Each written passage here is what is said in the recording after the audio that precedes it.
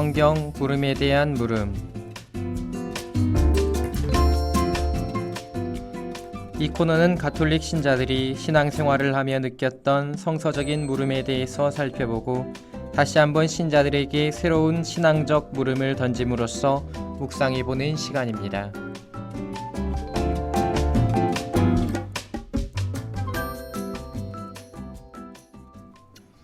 안녕하십니까. 사목국 부국장 정규현 시몬 신부입니다. 반갑습니다. 요즘에 날씨가 굉장히 오락가락해요. 어제 오늘은 또 덥고, 근데 월화수는 많이 추웠어요. 밤에도 많이 춥고요. 이런 날에 감기 걸리기가 쉬운데 늘 감기 조심하시면 좋겠다라는 생각을 하고요. 황사도 심해지고 먼지들도 꽃가루도 많이 날리고 그런 때입니다. 어찌됐든 건강 조심 많이 하시면 좋겠다 싶고요. 저는 여전히 굉장히 바쁘게 지내고 있습니다. 바쁘게 잘 지내고 있습니다. 잘이 중요합니다. 아주 잘 지내고 있고요. 우리 청취자 여러분들도 봄을 이상하게 맞이하고 있는 것 같은 느낌은 좀 들지만 그러더라도 마음만은 풍성하고 푸르르게 지냈으면 좋겠다라는 생각을 합니다. 제가 공소까지도 담당을 하는 업무적으로 담당을 하고 있어서 꽤나 자주 돌아다니는데 지난 주간에도 몇 군데를 다녔어요. 근데 어디 공소를 갔을 때 좀 잘 알고 있는 신자였는데 이 방송을 듣는다고 이야기를 하면서 질문을 하고 싶어도 내가 이렇게 쉬운 것도 질문해도 되나 하는 의문이 든다고, 그리고 이런 거 질문해도 되나 라는 생각 때문에 질문을 못한다라는 이야기를 들었어요. 그래서 혹시 진짜 그런 마음을 가지고 계신 분이 있다면 이렇게 말씀드리겠습니다. 무엇을 질문하시든, 성경에 관련되어서 무엇을 질문하시든 제가 찰떡같이 알아먹고 대답을 잘 해드리겠습니다. 그러니까 이런 거 해도 되나? 라는 생각하지 마시고 일단 올려주시길 부탁드립니다. 일단 질문을 해주시길 부탁드려요. 맞는 질문인가? 이렇게 해도 되나? 라는 의문 같은 것은 제가 고민을 하겠습니다. 여러분들은 그냥 궁금한 것을, 혹시 조금이라도 궁금한 게 있다면 아담의 이름의 의미는 무엇입니까? 이런 것이더라도 아주 간단한 거라도 조금이라도 궁금한 게 있다면, 오늘 이번 주에 미사 갔는데 이 복음 말씀이 좀 내가 보기에는 좀 이상한 것 같은데 라는 그런 생각이 드는 게 있다면 무엇이든 물어주시면 감사하겠습니다. 그런 측면에서 오늘 이야기를 하려고 해요. 급하게 궁금해지는 질문이 하나 있다라고 하면서 올려주신 내용인데, 그 내용에 대한 이야기를 오늘 먼저 하려고 합니다. 오늘 물음은 이런 물음이 있었어요. 신부님, 갑자기 급 궁금해지는 질문이 하나 있는데요. 우리 신앙의 성조라고 하는 인물들 중에서 저는 개인적으로 아브라함, 이삭, 요셉은 왜 신앙의 성조인지 끄덕끄덕해집니다. 그런데 야곱은 묵상해 보아도 잘 모르겠습니다. 신부님의 묵상을 좀 나누어 주시면 감사하겠습니다. 라는 물음이 있었어요. 갑자기 급 궁금해지는 이 내용에 대해서 제가 찰떡같이 알아먹고 대답을 해드리겠다라는 측면에서 이 물음을 먼저 대답을 해드리려고 합니다. 뭐 때문에 이런 생각을 하시게 되었는지, 왜 아브라함, 이삭, 요셉은 성조라고 할 때 고개가 끄덕여지는데 야곱은 고개가 갸우뚱해지는지에 대해서 일단 제가 찰떡같이 맞춰보겠습니다. 성조들은 기본적으로 우리가 아브라함, 이삭, 야곱, 요셉으로 잘 알고 있지요. 우리는 세례를 받기 전부터 신앙의 성경에 나오는 성조들, 창세기 안에 나오는 성조들의 이름에 대해서 너무 반복적으로 듣고요. 실제로 복음을 우리가 볼 때에도 예수님께서도 인용을 하셔요. 아브라함의 하느님, 이삭의 하느님, 야곱의 하느님이라고 말씀하시면서 여기서 요셉은 또 빠져 있습니다. 그것에 대해서는 설명하려면 조금 어려워서 어렵게 설명을 할 수밖에 없는 관점이 있어서 그거는 넘어가겠습니다. 아브라함의 하느님, 이삭의 하느님, 야곱의 하느님이라고 하며 성조들의 이름을 가지고 이스라엘 역사 동안에 함께 해온 하느님에 대한 설명을 하지요. 그래서 성조들이라고 하는 분들이 아브라함, 이삭, 야곱, 요셉 이렇게 있다라고 우리는 도식적으로 잘 외우고 있어요. 그렇게 배워왔고요. 근데 어, 아브라함, 이삭, 야곱, 요셉 가운데에서 야곱은 성조인지 고개가 갸우뚱해진다라는 이 물음을 왜 갖게 되었는가? 그것은요, 제가 생각할 때는 이런 것입니다. 아브라함과 이삭과 요셉에 대해서는 그 신앙적인 덕목들이 분명하게 드러나요. 이 신앙적인 덕목이라고 이야기를 하는 게 어떤 거냐면, 내가 신앙인으로서 하느님을 믿는 사람으로서 어떤 선함을, 어떤 정의로움을 살아가는가라는 것이 분명하게 드러난다는 거예요. 아브라함에게도 이삭에게도 요셉에게도. 근데 야곱은 시작부터 이게 뭐 덕이라고 말할 수 있는가? 이게 하느님을 믿는 사람이라고 말할 수 있는가? 라고 말할 정도로 좀 갸우뚱한 면이 분명히 존재하지요. 그래서 이런 물음이 생겨나지 않았나라는 생각을 해봅니다. 맞죠? 제 물음을 주신 분은 아마 맞을 거라고 저는 생각을 합니다. 그러면 어떤 측면 안에서 접근을 해봐야 될지에 대해서 먼저 이야기를 해보겠습니다. 아브라함부터 이야기를 해볼게요. 아브라함은 간단히 살펴보면 하느님의 선택에 의해서 순종의 삶을 여실하게 보여준 인물입니다. 자기의 삶의 터전을 떠나고 하느님의 약속을 맹신하고 하느님의 정의를 살아가기 위한 선택들을 해나가며 또한 그 하느님께서 원하시는 것을 하기 위해서 부단히도 노력한 삶의 모습들을 보여줍니다. 할례를 통해서 하느님과 영원한 계약을 맺고 아들을 하느님 뜻에 맡기는 헌신도 역시 보여주지요. 그만큼 아브라함은 어떤 신앙인으로서의 덕을 실천한 인물로서의 모습을 성경이 진짜 잘 보여주고 있어요. 또한 이삭의 경우도 역시 그런 면이 좀 있습니다. 무엇보다도 이삭에 대해서 이야기를 하면 이야기할 거리가 조금 많긴 해요. 이삭은 어떤 성조들보다 분량이 가장 적어요. 가장 적다는 것은 그만큼 중요도에 있어서의 빈도가 떨어진다라고도 말할 수가 있는 문제이고요. 그리고 이삭의 경우는 이삭 혼자서만 나오는 이삭에 관련된 설화가 엄청 적어요. 오히려 아브라함과의 관계성 안에서 또 야곱과의 관계성 안에서 등장하는 이삭에 관련된 설화가 많지요. 근데 이삭에 대해서 우리가 이삭의 그 덕목에 대해서 여실하게 볼 수 있는 대목이 존재하죠. 그게 아브라함이 이삭을 하느님께 제물로 바치려고 하는 그 야훼 일의 사건에서 발견되는 모습입니다. 이 야훼 일의 사건은 아브라함 이야기에 속해 있지만 이삭이 어떤 사람이다라는 것을 보기에 충분한 그런 설화이지요.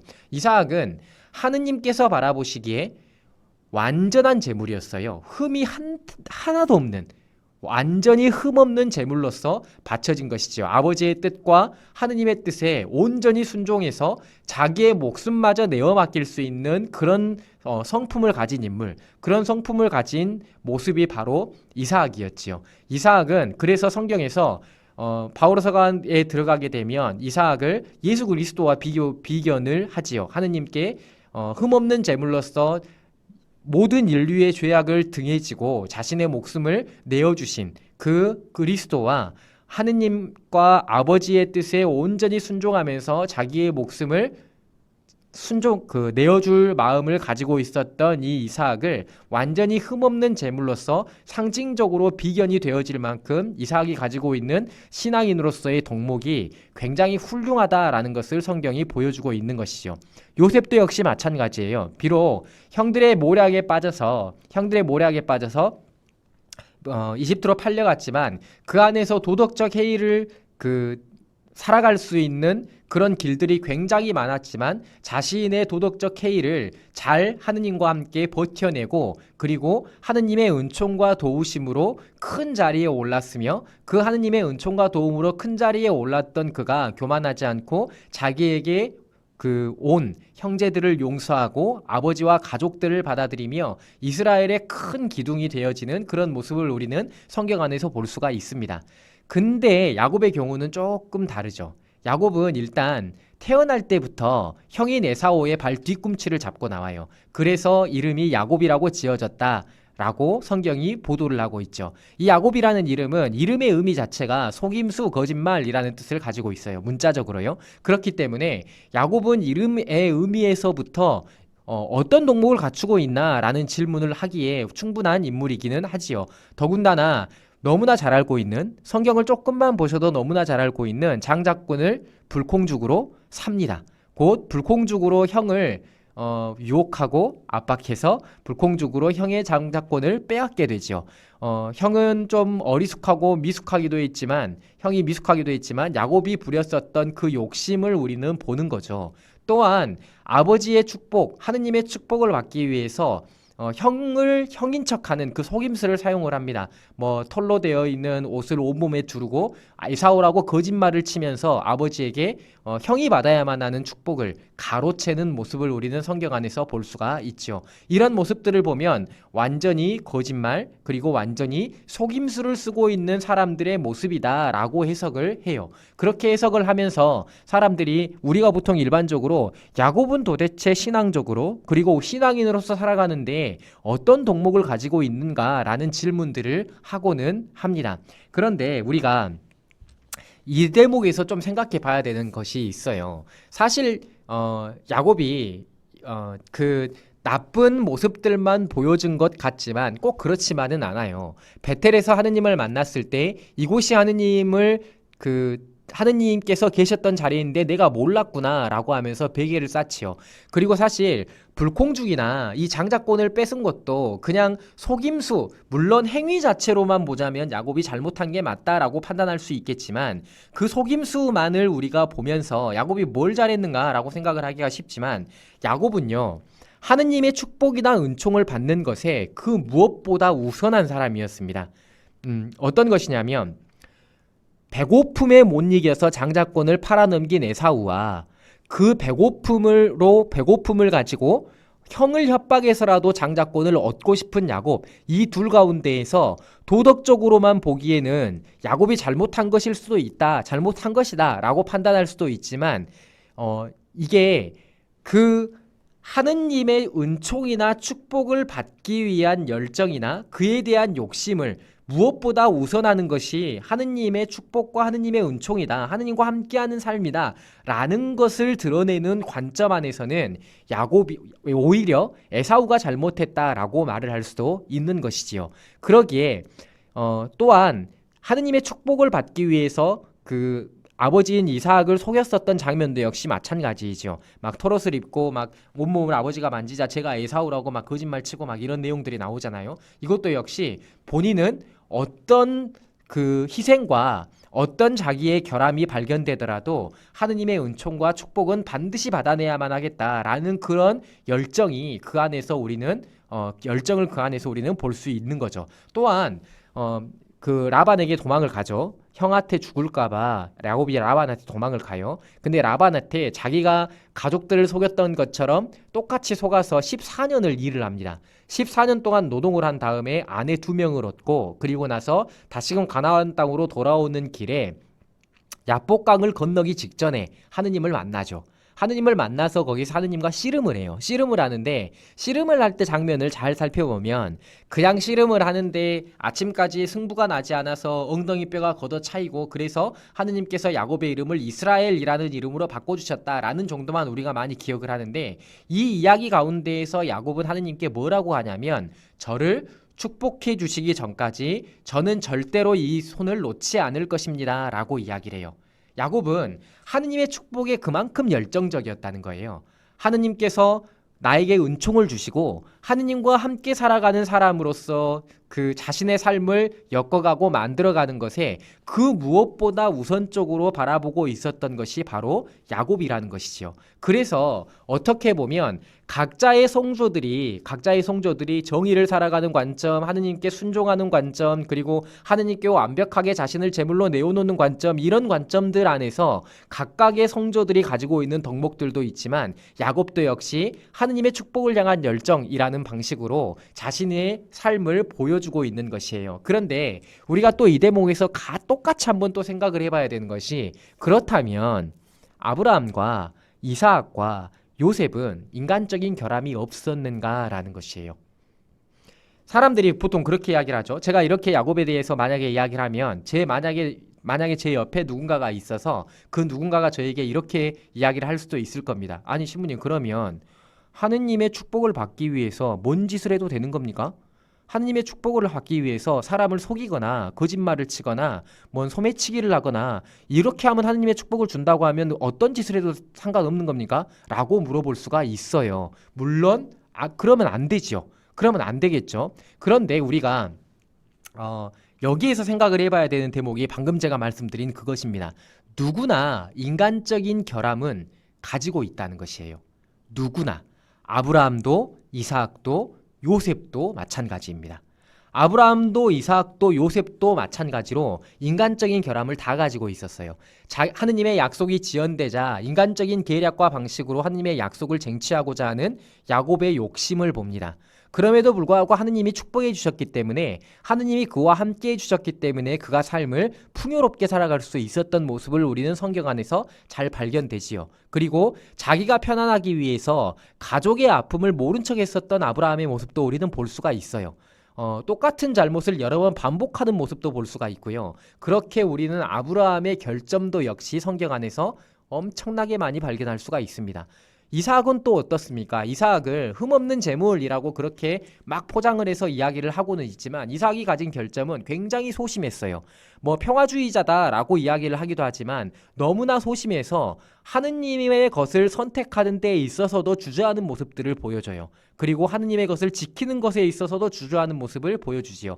그만큼 소심한 모습을 이삭은 가지고 있었다는 것입니다. 이삭이 소심하지 않고 조금 더 야무진 성품을 가지고 있었다면 오히려 부인인 레베카가 훨씬 더 야무졌죠. 성품을 가지고 있었다라면 야곱이 따지고 보면 이삭을 속이려고 하는 도전조차 하지 않았을 수도 있어요. 그러한 모습을 이삭도 가지고 있고요. 요셉은 어떻습니까? 요셉은 사실 형들을 얼마나 놀렸어요. 자기가 사랑받는 사람이다. 내가 아버지의 사랑받는 아들이다 라는 것 때문에 형들을 엄청나게 놀렸어요. 무시하기도 했고 깔보기도 했고 형들이 자기 발 앞에 엎드릴 것이다 라고 예고하기도 했습니다. 그만큼 요셉이 가지고 보여주었던 모습들도 인간적인 결함이 다 있었다는 것이에요. 그런데 중요한 것은 무엇이냐면요. 그 부족함을 가지고 어떻게 하느님께 나아가려고 하는가라는 것이 중요한 것이에요. 성조들은 모두 완벽한 사람들이 아닙니다. 우리가 성조라는 개념을 세울 때 성조는 신앙적으로나 인간적으로나 삶적으로나 완벽한 사람들이다라고 생각할 수가 있어요. 그렇게 착각을 하게 되면 이 성경에 나와 있는 성조들을 왜 우리가 신앙의 조상들이라고 부른다라는 것을 이해하지 못할 수도 있습니다. 그런데 성조들은요.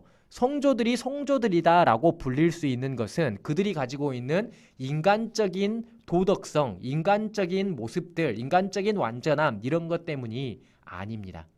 그들이 성조라고 불릴 수 있는 것은 하느님의 선택 때문이며 하느님과의 관계성 때문이에요.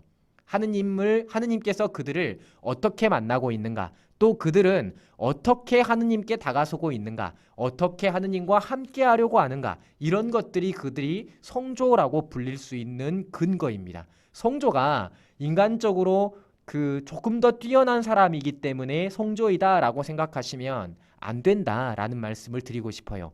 주도권은 하느님께 있습니다. 하느님께 주도권이 있고 모든 성조들이 다 그만한 결함을 가지고 있지만 그만한 결함에도 불구하고 하느님의 선택과 하느님과의 관계성 안에서 자기의 삶을 조금 더 하느님과 어울리게 하느님께 걸맞게 만들어가기 위한 그런 삶을 살아갔기 때문에 그들이 성조가 될 수 있다는 것이지요. 이 대목에서 우리가 이렇게 성조에 대한 생각을 해나가면서 묵상해 봐야만 할 대목들이 등장을 하게 되지요. 우리는 누구나 부족함을 가지고 있는 인간이다라는 그런 자각입니다. 가끔씩 저도 그렇지만 뭐 방송 때 한번 이야기한 적도 있었던 것 같아요. 저도 그렇지만 많은 신앙인들이 가지고 있는 뭐 생각들이죠. 신앙인이기 때문에 그리스도인이기 때문에 조금 더 선해야 되고 조금 더 잘 견뎌야 되고 조금 더 착해야만 한다. 이런 생각들, 이런 마음들이 사실 굉장히 좋아요. 굉장히 좋은데 그와 함께 내가 부족한 사람이다. 예, 선조가 아니라 성조 맞습니다. 오늘 말씀하시는 이야기가 신앙 선조가 아니라 신앙 성조인 거죠. 맞습니다. 성조입니다. 거룩한 조상들, 창세기에 나오는 4명의 성인들 이야기하는 거죠. 네. 그래요. 아무튼 그 부족함이 부족함을 가지고 있지만 그 부족함 가운데에서 하느님께 나아가려고 하는 그 삶을 만들어가는 게 필요하다라는 생각을 우리가 가져야만 하는 것이지요. 사실 조금 더 완벽하고 싶지만, 조금 더 잘 살고 싶지만, 마찬가지로 우리가 부족하다는 것도 잘 생각을 하셔야만 하고 잘 묵상하셔야만 합니다. 부족하기 때문에 하느님께 나아갈 수 있고, 부족하기 때문에 하느님이 더욱더 필요하고 하느님을 그토록 찾는 것이지요.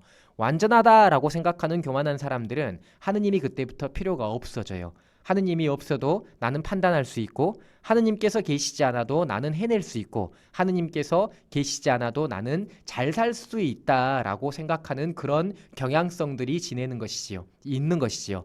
부족함을 가지고 있는 사람들이 하느님께 나아가는 사람들이고, 거룩함으로 구별되는 하느님의 백성이 되는 것입니다. 우리는 그 관점을 잊지 않고 잘 보셔야만 해요. 내가 어떻게 나의 부족함을 가지고 하느님께 나아가고 있는가? 나는 내가 가지고 있는 조금 잘못된 이 생각들, 조금 악한 그런 마음들을 가지고 하느님께 나아가고 있는가? 그리고 하느님과 함께하면서 나의 삶들이 어떻게 정돈되어 가고 어떻게 조금 더 선한 삶으로 변화시켜 가고 있는가라는 것을 생각해 보는 게 굉장히 필요하다라는 말씀을 드립니다. 우리가 부족함을 가지고 하느님께 나아갈 수 있는 사람들이다라는 말씀을 전해드리면서 우리의 부족함이 하느님께 나아가는 도구가 된다라는 것을 묵상해 보는 그런 주제가 되었으면 좋겠다라는 말씀을 드리고요. 끝으로 어떤 말씀을 또 하나 드리려고 하냐면, 제가 사실 얼마 전에 방송 나가는데 질문을 하나를 받았어요. 예수님의 이름은 진짜 예수님입니까? 라는 그 질문을 하나 받았어요. 너무 간단해서 금방 대답을 하겠다라고 생각하고 집에 갔다가 잊어버려가지고 대답을 못 해줬습니다. 너무 간단한 질문이죠. 예수님에 관한 호칭은 성경에 굉장히 많이 나옵니다. 뭐 사람의 아들, 하느님의 아들, 뭐 임마누엘, 주님, 그리고 구세주, 뭐 그리스도, 메시아 엄청나게 많이 나오죠. 성경 안에 굉장히 많이 나오는데, 이 가운데에서 예수가 예수님의 진짜 이름이냐라는 질문이었어요.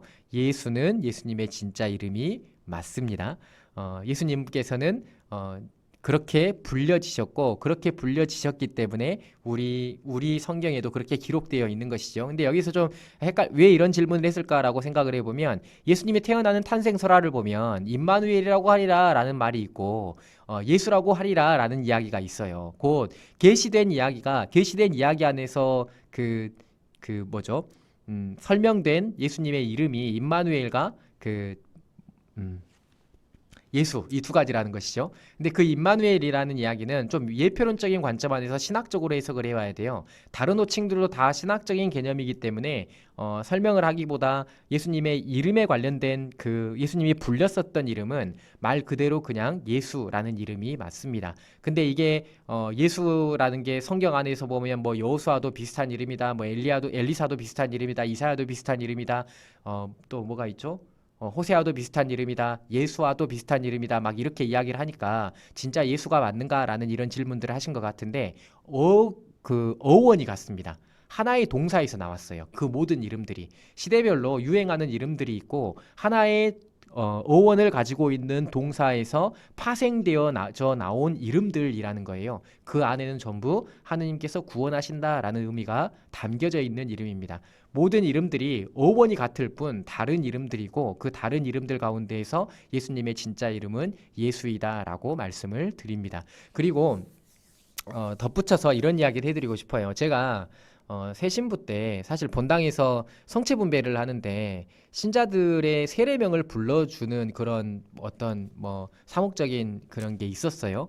처음에는 굉장히 어색했는데, 우리들의 모든 이름들 안에는 하느님의 호칭이 남겨져 있다라는 말씀을 꼭 드리고 싶어요. 우리들의 모든 세례명, 그 이름 안에는 하느님의 이름이 담겨 있습니다. 그래서 이름을 불러준다는 것은 하느님을 통해서 축복한다는 말, 그리고 이름을 불러준다는 것은 하느님과 함께 하느님께 우리의 기도를 올린다는 말이 되겠다라는 생각으로 그렇게 이름을 불렀었는데, 세례명을 불러준다는 것, 그것도 굉장히 우리가 신앙생활 안에서 굉장히 중요하고 필요한 일이다, 그것도 기도하는 일이다 라는 말씀을 전해드리면서 오늘의 이야기를 마치려고 합니다. 자, 이렇게 아주 쉬운 질문도 괜찮습니다. 아주 쉬운 질문도 해주시면 제가 찰떡같이 알아듣고 대답을 해드리겠습니다. 성경적인 질문들 무엇이든 해주시면 좋겠고요. 이렇게 말하고 있으니 막 질문을 갈구하는 것 같은 느낌이 들긴 하지만 그래도 해주시면 저야 좋죠. 해주시길 부탁드립니다. 오늘도 성경을 많이 보시고 성경 말씀을 통해서 여러분들의 삶에 좋은 그 신앙의 빛들을 만나셨으면 좋겠다라는 말씀을 드리면서 마침 곡으로 김시연이 부른 야곱의 축복 함께 듣겠습니다.